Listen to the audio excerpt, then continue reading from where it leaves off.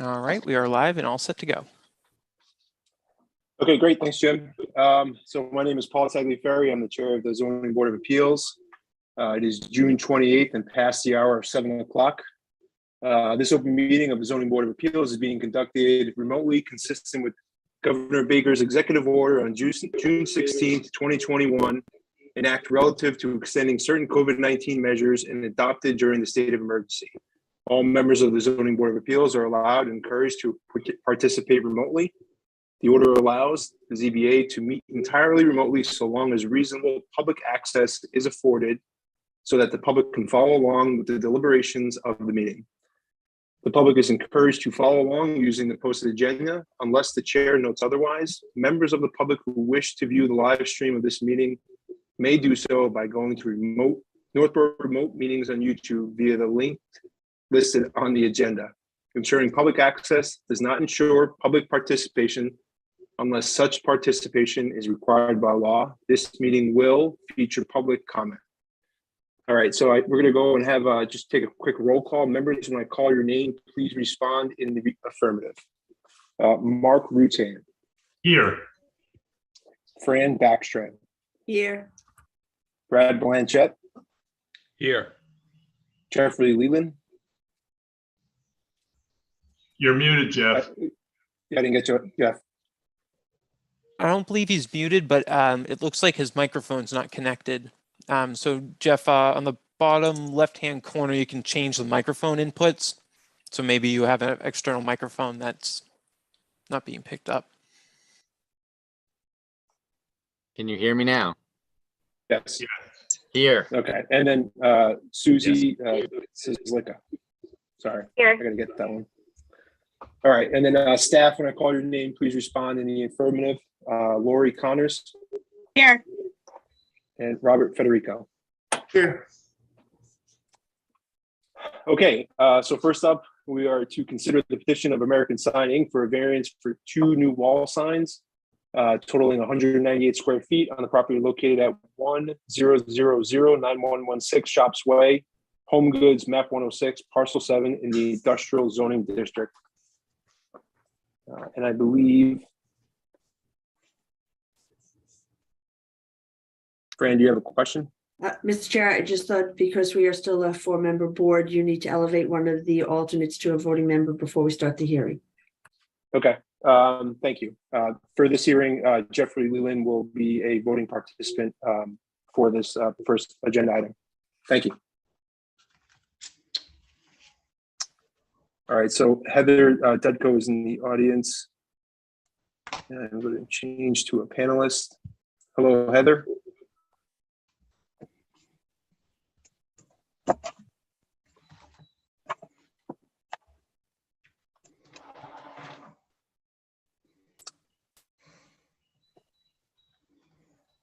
Hello, Heather, can you hear me?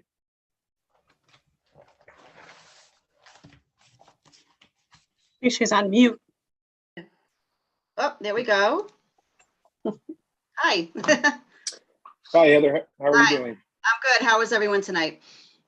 Very good.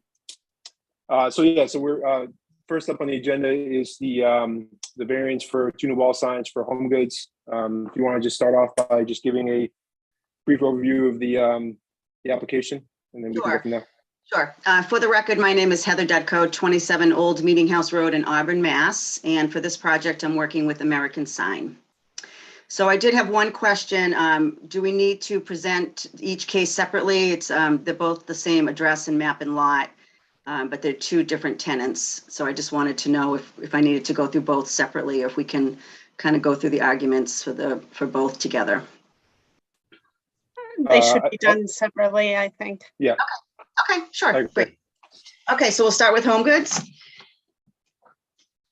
All right, so the application before the board tonight with Home Goods is they would like to install signage that exceeds the 100 square foot allowance for the storefront. As you know, this, you may not know, but this Home Goods and Marshalls will take the Pottery Barn tenant space in the plaza, which is on the side where BJ's is. That space will be split into 2 for the 2 tenants. So for Home Goods, they are proposing to install a internally illuminated channel letter set on the front facade totaling 195.5 square foot. They're red channel letters. And they would also like to install an under canopy sign for pedestrian viewing if they're maybe walking from BJ's. And that would be 2.5 square foot. So only a total of 2 signs for Home Goods, but exceeding the 100 square feet. As you know, this plaza is about 111 acres. The topography is such that it's set off the main road and you have the 2 access roads going up the hill to the plaza. A very large plaza that accommodates several large retail spaces. So this tenant will be a new tenant for TJX going in. And they feel that, you know, due to the size of the storefront relative to the entire plaza and how people access the plaza, that the signage is appropriate to direct and advertise new customers to their business. And that's pretty much what I have. We don't think it derogates from the intent of the bylaw. It is a wall sign, a little over the square footage, but the wall signage is allowed in that district and they feel it's appropriate in that plaza, given the other businesses that are there. Okay. I guess we could start with staff. Lori or Bob, do you guys have any comments or questions for the applicant? I did not have any concerns about this application. Just as a point of reference, typically that particular zone allows 1 sign at 100 square feet or 2 with a combined of 100 square feet. There's been a lot of other size variances for signs up in the shops area. I think in terms of all of the variances that the ZBA looks at and approves for that matter is, I think number 1 is dimensional variances and number 2 is the size of the signs up at the shop's way. Just as a point of reference. Basically, there are 3 permits going on right now with the tenant spaces. One is for the demolition and cleanup of both spaces and the construction of a demising wall to create 2 spaces out of the 1 big one. The other 2 permit applications are for each of the tenant build outs. And all 3 of those currently are running through the process. And I believe we should be hearing some sort of a issuance of these permits sometime probably within the next week. Okay. And then can you confirm just the size of the 2 signs you're looking to install? Sure. The front wall sign to read Home Goods would total 195.5 square foot. It's a 5-foot 6-inch letter and the span is 35 foot 6 3/4 inch. And the second sign would be the under canopy sign, which is 2.5 square foot. And that measures 12 inches by 30 inches. And that would be mounted underneath the walkway, well, above the walkway. So if somebody's walking on the sidewalk, it would be above them. Okay. And would you happen to know the sort of the size of the face of the store? Roughly. Let's see. The total frontage for both storefronts is 260 foot. So if we divide that in half, 130 to 140, give or take.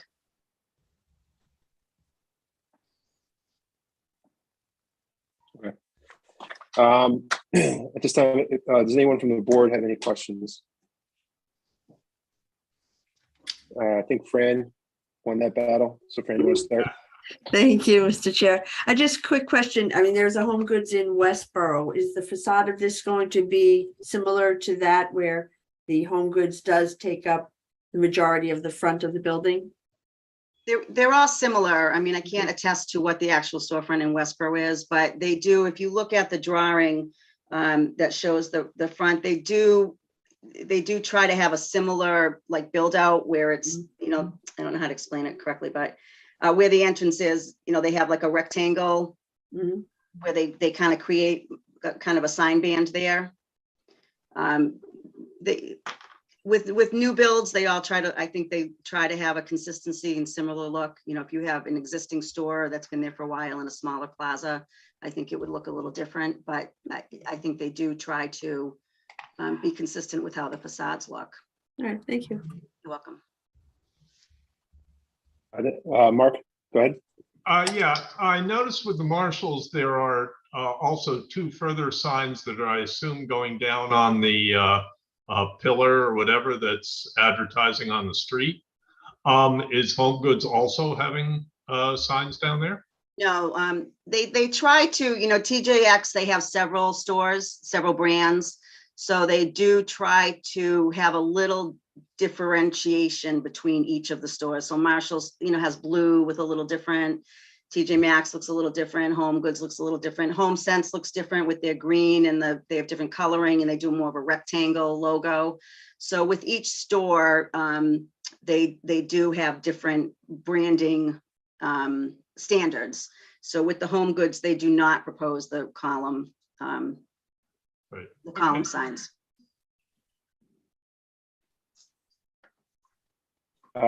Jeff, So I think it was Bob who said, and we all know we've made a number of variances up here for signage. How do these compare to the other buildings like BJ's and the other Michael's that are nearby? Are they going to be similar in size so that we don't have everybody up there coming back looking for changes?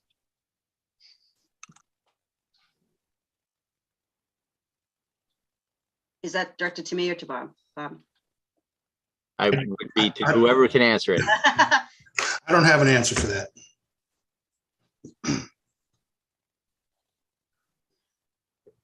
okay. I think Susie, you have your hand up. Oh, okay, yeah. Susie, you're on mute. That was gonna be my next question, was how big the other signs were in comparison to what these would be. I mean, I'm up there like almost every other day, but can't remember right now. I did not take a survey of the existing signage up there. I mean, I can tell you that I think BJ's and the supermarket, I can't think of Wegmans. I mean, I think they're just eyeballing, I would say they're well over 100 square feet. I mean, we'd have to send somebody out to measure them all. But actually, we did do the Wegmans variance there. I should have looked that up before I came on the call. But I do know that, you know, eyeballing that the larger retailers up there, their signs are over 100 square feet. I just don't know by how much. Thank you. I agreed too, but I didn't know if anyone had the numbers. And then Jeff asked first. Thank you.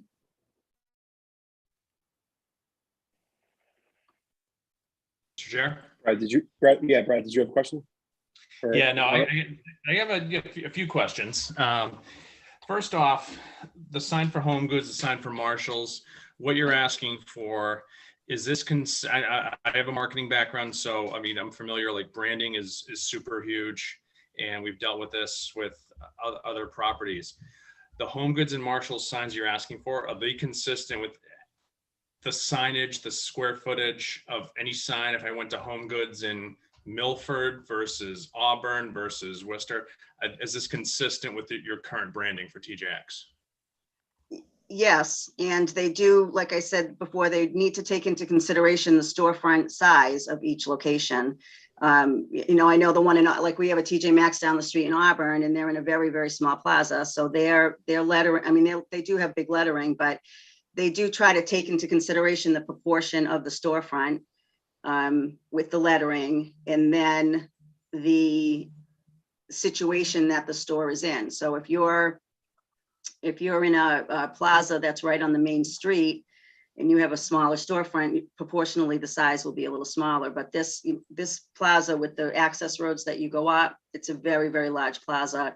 You can be at one end, you could be at Wegmans and then look across the, look across the whole plaza and say, oh, I can see a Home Goods there, and then make your way over. So they want to keep that in top of mind as well. So if they were to make the sign 100 square foot, would it still be visible? Probably, but you'd need to be a little closer to the store. You'd need to maybe drive around a little more. Maybe if you're at Wegmans and you don't have such great eyesight, you wouldn't see that that's a Home Goods. It'd be a little blurry. So they do try to take all that into consideration for the visibility. So, based on the storefront and how they're going to build it out, they feel that this is appropriate. Okay. And my next question is for our building inspector, Mr. Federico. Bob, so we do already have some TJX companies up there. Do you know off the top of your head, what the hours are for hours of operation when the signs can be lit? And I guess the second part question is, I just try to be consistent with TJX, whether it's, okay, I want them open, I want them on from 6 to 11, or we have bylaws in place, or, sorry, it's a two-part question. I'm really screwing this up. What are the current hours of operation for the signage, Bob? All right, first thing, Bob. First thing, hours of operation for HomeSense, for TJ Maxx. I think those are the only two up there for TJX, and that's my first question. There we go. I don't have any hours of operation for the actual opening hours of the store. There is a bylaw in the sign bylaw that states the signs are supposed to be off from midnight until 6 a.m. Unless the ZBA feels otherwise. So I unfortunately don't have the answer to the hours of operation of the stores. I don't know if that is set by the landlord or by corporate policy. I don't know. I did look up just quickly. It looks like 9:30 is the latest that HomeSense closes. Sunday they close at 8, but it looks like Monday through Saturday they close at 9:30. Okay, thank you. And what kind of hours are you looking to have the signs illuminated? Well, I don't know. I don't know their particular operating hours, HomeSense and Marshalls. I would suspect they'd be similar to TJ Maxx and HomeSense and the other stores up there. So if there's some restriction, if you want to put a restriction other than midnight to 6 a.m., I'm sure they would abide by any restriction. Okay. Thank you. All right, that's it for me for now. Okay. I guess the one thing I will say, as people were asking questions, so it looks like in 2018, we approved a variance for HomeSense where the square footage of the sign was about 196 feet in total. So they were asking for what was similar relief in the 2018, the 18-13 decision. So just to give people some context about the size of the signs, it's roughly the same as HomeSense, which I believe is on the same side as where these buildings are. Yes, it is. Right. Are there any other questions from the board at this time? No. Okay. This is a public hearing. Sorry, Mr. Chair. I do have one last question. Yeah, Brad, go ahead. So I was looking at the two different I was looking at both applications separately. Now I may have missed it.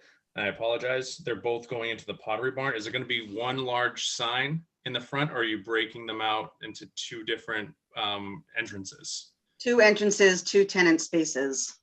Okay. Yep. They're therefore the two separate applications. So they're treated as two separate tenants. Okay, that I was a little confused because I think in the past I may have seen it in Lori. I know you live down that neck of the woods where it's a combined store with one entrance. So what I was kind of wondering is square footage of the sign, the combined sign versus one versus two individual versus combined. So that's where I was kind of going with that. Yeah, just to, again, for clarification, with the 3 permits for the 2 stores going in, each store is going to have its own new separate entrance Where currently, for the big store that was there, had one right in the middle. That's going to be plugged up. The walls are going to be fixed up, and each of the new tenants is going to have their own separate and distinct entrance. Perfect. Okay, thank you. Are there any other questions from the board? All right, this is a public hearing. I do not see anyone in attendance. Does anyone else want to confirm that they also do not see anybody? I confirm. Okay.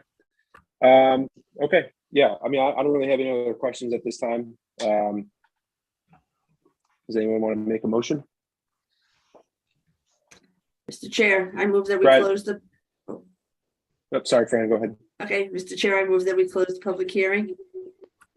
Second, Fran made a motion to close the public hearing and Mark seconded.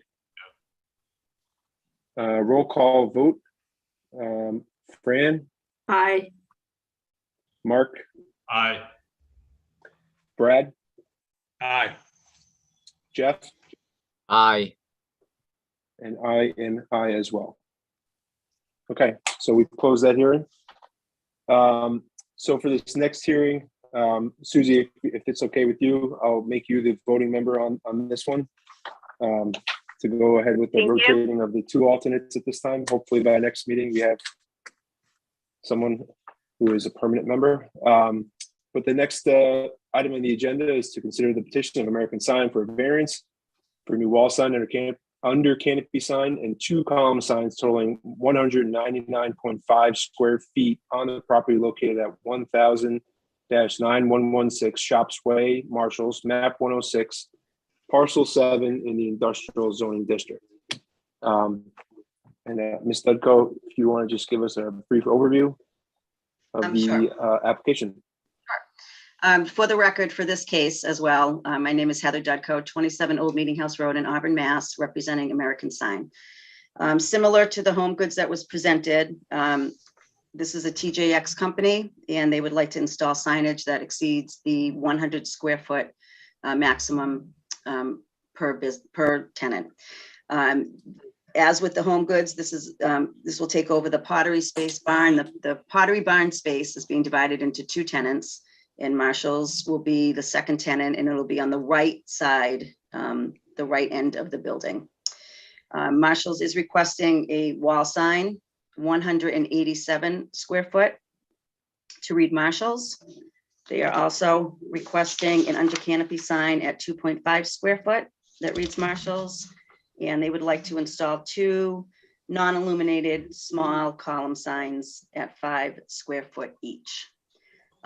So similar to the home goods situation, this tenant is located in the plaza, about 111 acres with several large retail tenants. And due to the size of the plaza and the scope of the building, they feel that this is appropriate signage for visibility for customers and for vehicular traffic coming into the plaza to identify the tenant space. Okay, we can start with town staff again. If anyone has any comments or questions for the applicant? No.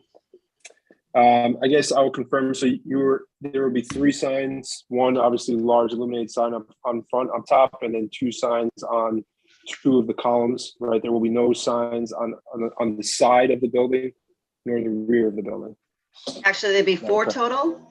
There'll be the Okay. Marshall sign on the front, the under canopy sign at 2.5 square foot, and then the 2 small signs on the columns. So that would be 4 total.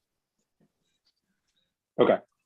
And those all reside on the front of the building, not on the side or the rear. Correct. Okay. Mark, yeah, go ahead.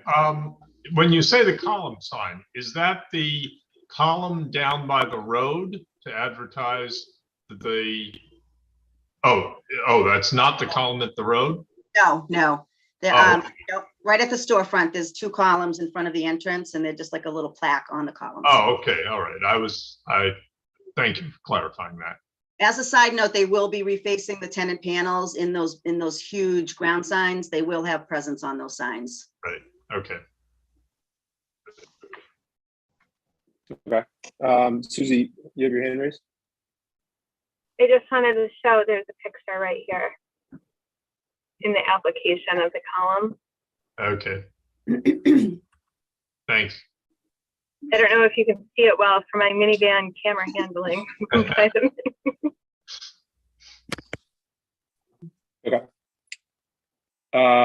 Does anyone else from the board have any questions? Fran, yes. Sorry, I just realized my hand is the same color as the back of my walls. I just have a quick question. Up there are those little like banners that are on posts along the sidewalk. They do advertise stores, but those are not included. Those are like the wayfinding type signs, right? They're not affiliated with the actual stores themselves and included any dimensional restrictions. Is that correct? I'm not aware of what Talking about are you talking about the banners that are on the light posts? Yes, the blue and white ones that say the different stores. Yeah, that was done by the corporate landlord. And well, I'm not gonna worry about that. It's more of a directional sign than anything else. That's fine, thank you. Okay, thanks, Fran. Does anyone else from the board or the staff have any questions?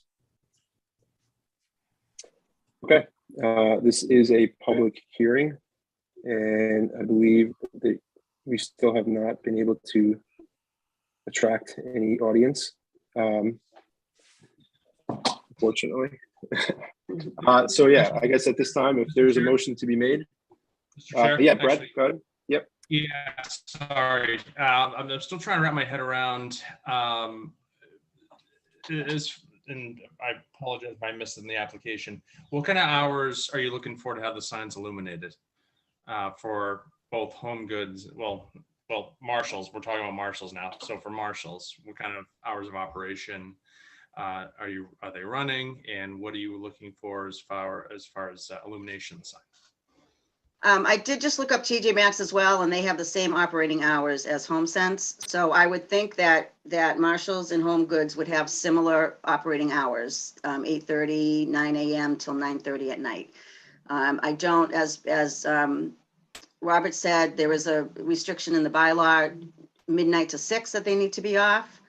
I would say that they would be consistent, the illumination with the other stores up there. I mean, I can't see why they would need them on until. They would need them on overnight, of course, but if they maybe would stay until 10:30 or 11, I'm not sure what I'm sure they'd abide by the same restrictions as TJ Maxx and HomeSense if they have restrictions on their illumination as well. Okay, thank you. Sorry, Paul. That was the last question. No, that's okay. Are there any other questions from the board or staff? Otherwise, do I hear a motion? I move that we close the hearing. I second. Was that Fran, you seconded? I did. Okay. So Mark made a motion, Fran seconded. Roll call vote. Mark? Aye. Fran? Aye.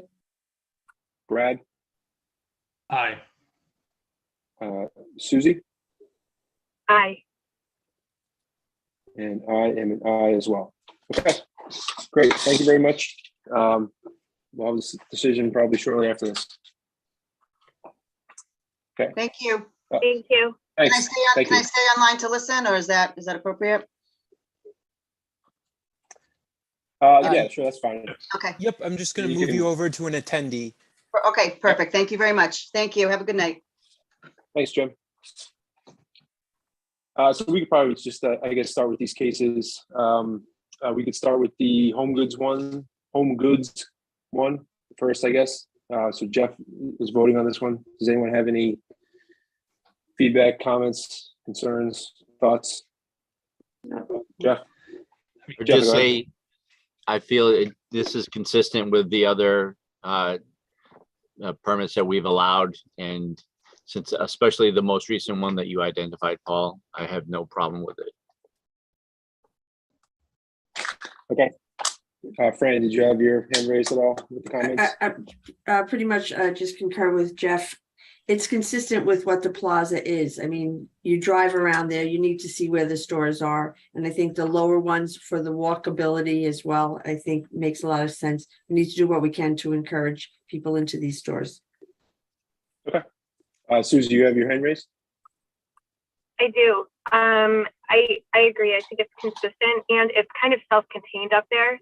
So it's not shining in anyone's backyard or on a busy road or anything. It's just in the circle of stores and it goes right along with it. So thank you. Okay. Brad, you had your hand raised? Brad? 100% on board with the variance they're asking for. Just want to make sure the illumination of the signs are consistent with what's in there. I know we don't know what's the hours are. I don't know if it's consistent or if we want to tie it to our current bylaws or whatever the other TJX stores are doing. I mean, doesn't really matter. I just want to kind of keep that in mind. But I have no issue with the variance that they're asking for. That's the only condition I'm thinking about. Okay. And Bob, can you, the hours of sign can be lit it cannot be lit from 12 midnight to 5 a.m.? Is that right? Midnight until 6 a.m. is what's currently in the zoning bylaw. And that's townwide, not specific to any. Yes. Okay. That's correct. Mark, did you have your hand raised? Yeah, two things. One is there any allowance in the town bylaw if they run a midnight madness good Black Friday sale where they open at midnight or whatever and turn on the sign then, or is that just not allowed? Bob, do you know? And the only other thing would be, do we want to give them 210 square feet just because both these signs are coming right up against the 200 square feet? And I don't want to find out that they're putting in an exclamation point or a period that takes them over the limit. So yeah. I guess Mark, to answer the second question, just as a frame of reference, looking at the 2018 decision, the HomeSense sign was, they were looking for 196 square feet. We gave them 200. Yeah. And Bob, correct me if I'm wrong, we haven't heard anything from them. So it seems like they can, the 4 feet is more than enough clearance, I guess, from that perspective. So I'm happy. The signs, usually when they come in for a permit, they're pretty precise. I mean, they're laid out by a computer. And by the time they get installed, I mean, they're pretty tight to their measurements. I've yet to see a flagrant misuse of the allowances given. That being said, giving a few extra feet, it doesn't hurt. Yeah. Okay. Does anyone else have any other questions or comments? Do I hear a motion for Home Goods? Yeah, Mark?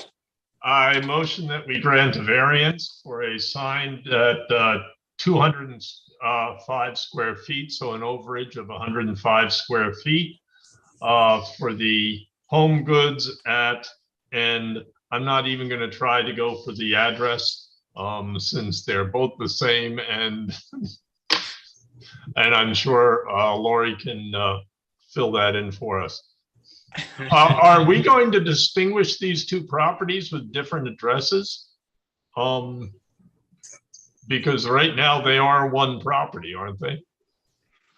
So the address on the file is 1000 to 9116 Shops Way. Okay.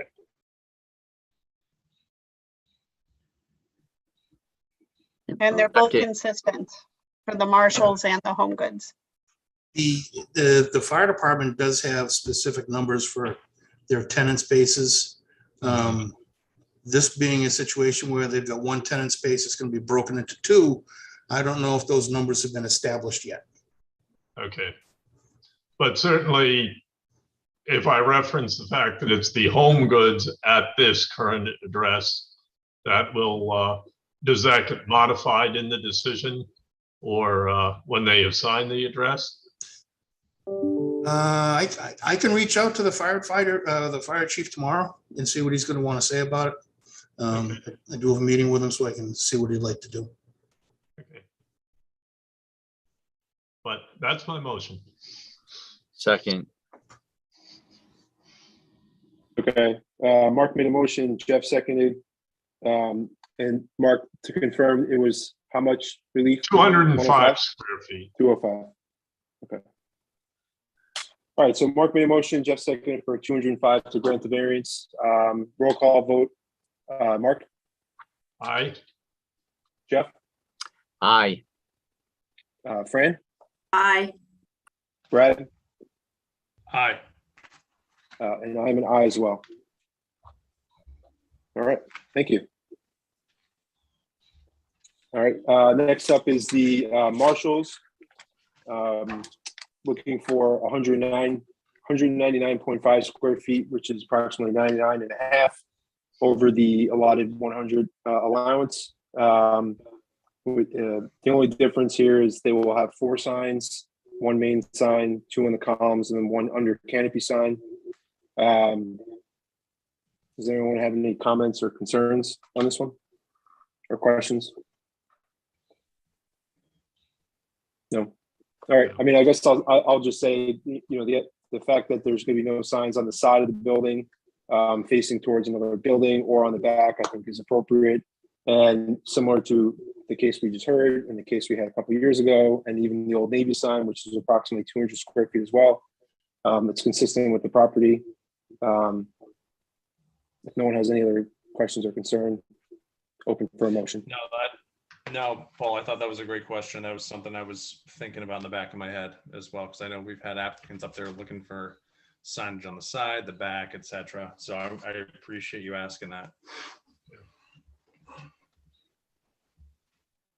But no other issues. And Does everyone want to make a motion? Mark? you did it Okay. great the first time. Let's do it again. What's that? I said I thought I'd take a stab at it, but you did it so well Oh, the first no, go ahead, Brad. No. It's all you, Mark. Take it easy, you two. Yeah, right. I would like to make a motion that we allow a variance of up to 205 square feet, which is 105 square feet over the allowance for the Marshalls at the address up in Shops Way. And once again, because the address is not specific at this time, we have it amended to whatever the fire department designates it as. I second. All right, I think Susie got in on the second. So Mark made a motion for 105 square feet of relief to a total of 205 square feet, and Susie seconded. We'll do a roll call vote. Mark, Aye. Susie, Aye. Fran, Aye. Brad, Aye. and I'm an aye as well. Okay. Those are all set. Next up on the agenda, so this was, let's see, discuss a framework for complicated applications. So this was something that I was having a discussion with Lori about in terms of, and I really wanted to hear from the board sort of your thoughts on, you know, when we have sort of complicated applications in front of us that require, you know, a little bit more detail. They touch a bunch of different other boards, you know, whether or not the workflow and framework that we have or we have implemented in the past could be changed slightly. So typically, obviously we hear from the applicant, we hear from town staff, the board. We obviously go through any of the other boards that have weighed in on decisions or weighing in on the case, whether it's groundwater or design review or whatever the case is. Then we obviously open up to the public, and then we sort of formulate, or we try to think about and discuss, potential either restrictions or criteria that we would like to make a decision on. And then, typically we'll either close the case or we'll delay it or continue it for another till the next meeting. And so Lori had an idea that I thought was interesting, where we have these cases that are complicated and require a little bit more thought and process, that we sort of slow down and sort of take our time by continuing the case, having a draft written decision, not specifying which way we're leaning, but are able to then sort of see a draft decision at the next meeting, go through it, whether our board can go through it and discuss it, because since the case is still open, it gives the opportunity for the applicant to also, read through the case and make comments, and sort of discuss with us if there's things that they, are dead set against that we may not be as hard and fast on, and then sort of make a decision at the next meeting. So obviously, not every case that we have, tonight being an example, would require this sort of workflow, but I just wanted to present this as sort of an idea on a potentially new or different framework for how we would address, somewhat complicated cases. So it's nothing more than a discussion, an idea. And I kind of wanted to present that to the board, obviously, when we had time to sort of discuss these things rather than sort of in the moment. Don't really need to have anything said tonight, but just something to chew on for the time being. So I guess I'll open it up to anyone that has any questions or comments initially, or just initial thoughts, really. So, and if not, then that's all good. But just something I wanted to throw out there. Okay. Susie, I think your hand is raised, but. Thank you. I think my time is short because I think the game is winding down, but I like the idea because it kind of gives us a starting point for discussion. Instead of coming at it with all angles, it kind of gives us a framework on where to start. And even if we disagree with a lot of the points of it, it's kind of all laid out for us so we can see what the different boards have given their input on, their opinions or rulings. But that's my point of view. I think it would be very constructive for our discussion. Okay. That's it. Thank you. If I pop off, I just want to say I apologize, but my husband left, so I know that I'm here with 2 children. Yeah. Okay. Fran, go to you. Okay. Yeah. All right, so I mean, I like the idea of a framework. I think it helps with the conversation, and it keeps, especially in the ones that have more moving parts, whether it's a site plan approval, special permit, some things that are a little bit more complex. I do appreciate the idea of town staff putting things in front of us to help guide us through that process. I wouldn't be opposed to it on any of the applicants before us. We do already get things from the, recommendations by the planning board, which I would hope we would continue getting. The groundwater advisory is appropriate, and whatever other advisory boards. So I like the idea. I guess my only question, and it's more about timing, is we would have to keep the public hearing open till the next month. And then we would have to make sure that we actually have one the next month so that we don't jeopardize whatever it is, our commitment to the applicant, that things be resolved in a certain time frame. But otherwise, I think it's entertaining the way we sometimes throw all of our thoughts together, and then the planner comes up with a beautiful document that puts it in writing. But if we can ease that process up front, that's fine. Yeah, so I think just the way the workflow would be was that we would come to, have all the things that we would normally do. And then rather than close the case, continue it to the next meeting. And then from that meeting to the next meeting, we were to get something in writing of all the findings of facts that sort of the things that we would then have to be able to look at on paper and say, all right, is what we heard exactly what we think is on paper, you know, and just sort of take that time to make sure that like how things are formulating in our heads is exactly how it looks on paper, because sometimes it can be different, right? And obviously, I'm not saying we should do this for every case, but there are obviously, you know, there could be cases where it takes that extra step of having something, you know, and it gives staff somewhat of a head start on writing some sort of a draft decision. And it's just a draft, so there's nothing hard and fast, and it could be stuff that, you know, that we didn't think about. So, Jeff, I think you had your hand raised, but Just know. two, yeah. So again, I agree. I'm not opposed to any of that. Two questions. One was if Lori or Bob has experience in doing this beforehand and their thoughts on that. And then the other is, according to what Fran just said, now when we do a continuance, frequently it's the applicant who's asking for it. And what if there's a conflict between whether we want to or they, and they say no? How does that work? Because there is a timing from the application process to us making a decision. Otherwise, it happens automatically.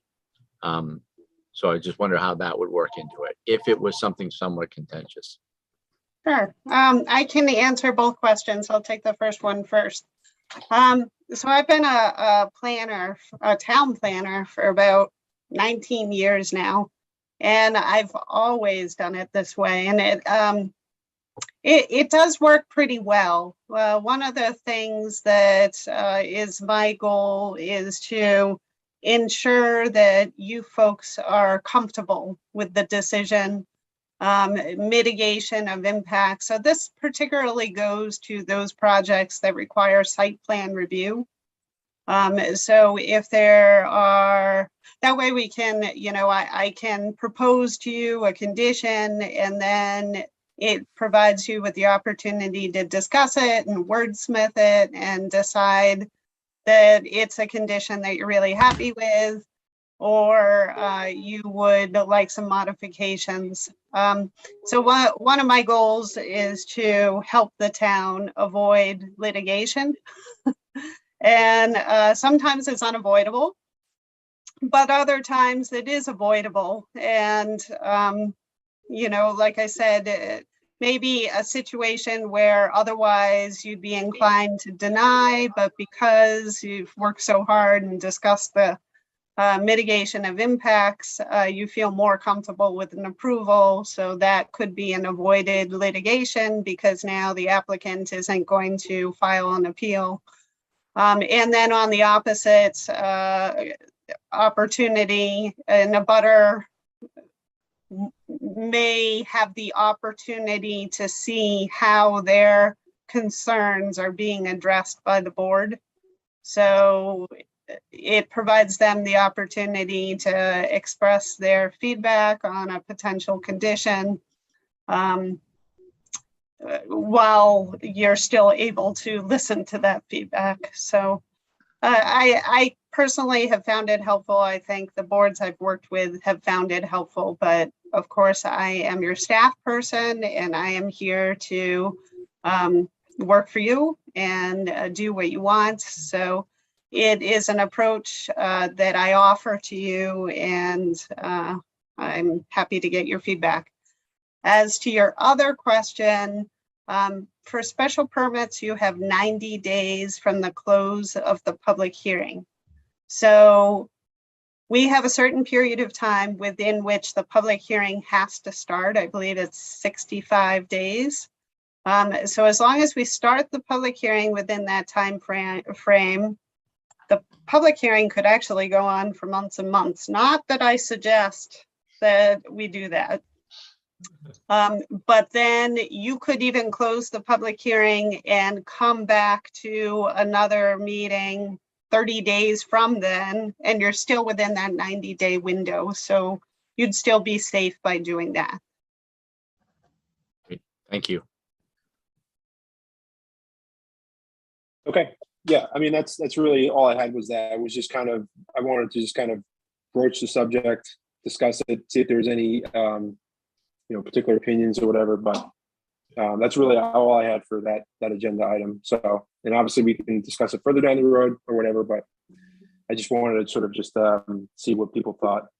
I guess, Mark, Ed, do you have a? Yeah, just from experience too, I mean, we have had occasionally applicants who have said, we need a quick decision.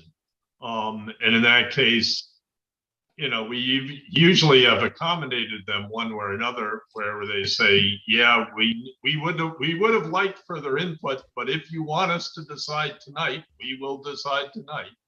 And they take the risk that with insufficient information, we may go against them.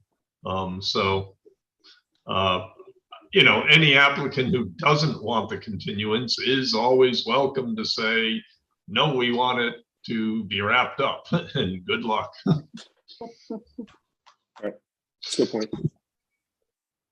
Okay, so I guess we can just move on to the last comment from me. No, I like this idea. The fact that sometimes we make, I don't want to say a hastily made decision that night, but you have an opportunity to kind of take a step back, review the notes, and a little more collaboration between all parties, town staff, ourselves, and the applicant. I think's a good idea, just to make sure like we find a good resolution that benefits all three, or 2 out of the 3, or whatever it may be. But not to, like the signs tonight, obviously we don't need to continue those, or they're already closed. But some of these other applications that come in, you know, sometimes it needs a little more thought just to digest everything you've heard. Okay, great. Sounds good. So the next item on the agenda is just a consideration of minutes from our May 24th, 2022 meeting. Mr. Chair, I move Yes, that we Fran. consider the minutes from May 24th, 2022 meeting as submitted. I second the motion. Okay, Fran made a motion and Mark seconded. We can do, I guess, do you need all 5 people, or can we just do 4? This needs to be a majority. Okay, all right, so we can start with Fran, who made a motion. Aye. Roll call vote. Fran says aye. Mark? Aye. Brad? Aye. And I'm an aye as well. Okay. Next item on the agenda is Master Plan Implementation Committee meeting update. This is really, I just kind of, I know the ZBA doesn't play a necessarily direct role in the master plan, but I feel like it's been a while since we've sort of incorporated or had any discussions about it. And I know, Fran, you're on the committee, and Lori, you started to attending. So, I kind of asked the both of you just to kind of give us an update. Lori, if you want to, we can start with you. If you want to just give an update on the downtown stuff, and then Fran, if you have anything else to, color to add or whatever, just greatly appreciated. Sure. So over the course of the last couple of committee meetings, we've been discussing the focus area for the downtown revitalization project. And we did come up with some consensus among the members. So we have a first flush of what our focus area will be, which pretty much everybody agreed to. And then there were some outlying areas where there was a little bit of a, difference of opinion as to which ones should be incorporated and which ones weren't.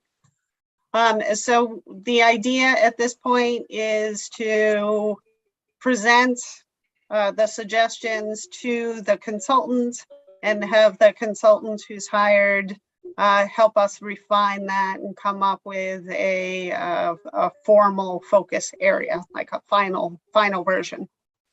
I'm happy to announce that the request for proposals was released yesterday. So I've already received a couple of emails from interested parties, so that's encouraging. And it will be due back to the town administrator's office on July 21st. So that gives a little bit over 3 weeks to respond to the RFP. So hopefully we'll get some really good proposals, and we did appoint a selection committee. So the initial flush included 4 members of the Master Plan Implementation Committee, myself, and then there'll be 2 additional staff members that will be on that committee. So it'll be a total of 7 members. And so this is an RFQ for sort of coming up, hiring a consultant who's going to come up with a plan. So the committee of a committee type of thing. Yeah, exactly. So it's going to be a downtown revitalization strategy and design report. So as part of that, we envisioned that there would be 3 public visioning sessions. So it would kind of be like, the first one is the introduction, flushing out the ideas. Then the consultant will go back to the drawing board and come up with a few different suggestions. The second meeting will be revising the suggestions, kind of coming up with more detail. And then the third one will be the presentation of the vision, essentially. So we anticipate it'll be an 8 to 9 month process.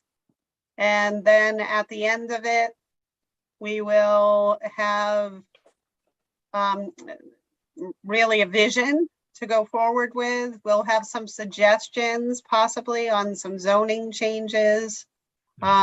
We will also have some marketing aspects to it. So it should be really helpful to come up with the next steps. So the next step after that, I envision, is a more in-depth design.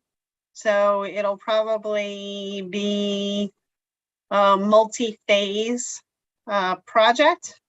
And of course, you don't want to demolish your entire downtown and have it under construction all at one time. That's not a good idea from a financial aspect as well as a disturbance aspect. So we'll identify the phasing and then go forward from there. Okay, great. And so you're expecting to start that sometime in the fall, and you said 8 to 9 months, so wrapped up by, say, May or June of next year-ish, I guess? In my ideal world, we'll start by August 15th, and Okay. we'll wrap up probably by the end of March. Okay, perfect. Great. Fran, do you have anything else to add? So, I mean, I just say that, I mean, it's super exciting because the master plan has been a concept for so long and a reference point in decisions, but to actually have something that came out of it that's tangible, or at least the first step in that, it's really very cool. I mean, there's no denying that the downtown or the vision of a downtown has been a focus for the community for years. So putting it in paper, putting it out there to the professionals who can help us actually realize what our capabilities are is exciting. I think that Lori is hoping that we have something that for next year's town meeting to take us to maybe that next step, but that will all, I guess, depend on how, the consultants work over the 9 months that they have between a placeholder for town meeting in April and the RFQs coming in August. So, I mean, it's an actual development that's coming out of the master plan, which is really very exciting. And the great thing about the timing too is there are a couple of grant applications.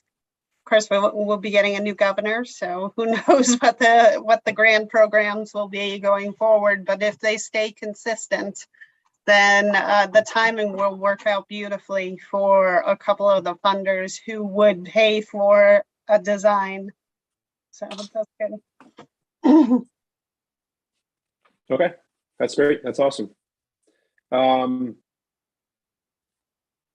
guess, yeah, I mean, that's all I really was looking for. I guess, at some point in the fall, we can probably have another update, either Fran or Lori, whatever, just give us a shout and we can, discuss, what our board could do, or if there's, awareness about the master plan implementation committee. I think it's always good for us to just get sort of a refresher on it.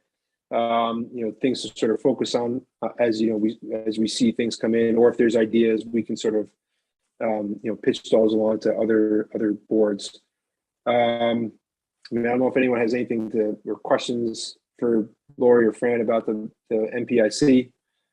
But okay, so I guess, just our next meeting, I guess, is July. Lori, you had said that there's one application.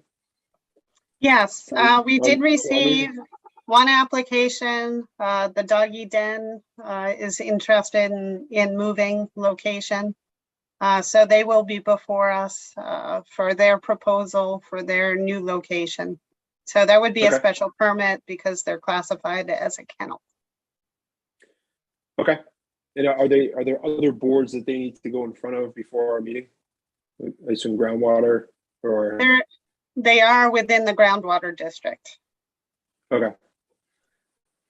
Okay, cool. Yeah, so does anyone else have anything else for this meeting tonight? I guess our next meeting will be July 26th at 7 p.m. Okay. If no one else has any other things? Do I hear a motion? Mark, yes. You're muted. I will make the motion to adjourn. Yes. I will second All right, it. Jeff. All right. Jeff made a motion. Fran seconded. Roll call vote. Jeff, Aye. Fran, Aye. Mark. On mute. Aye. I saw him. Brad. And I am an aye as well. Okay.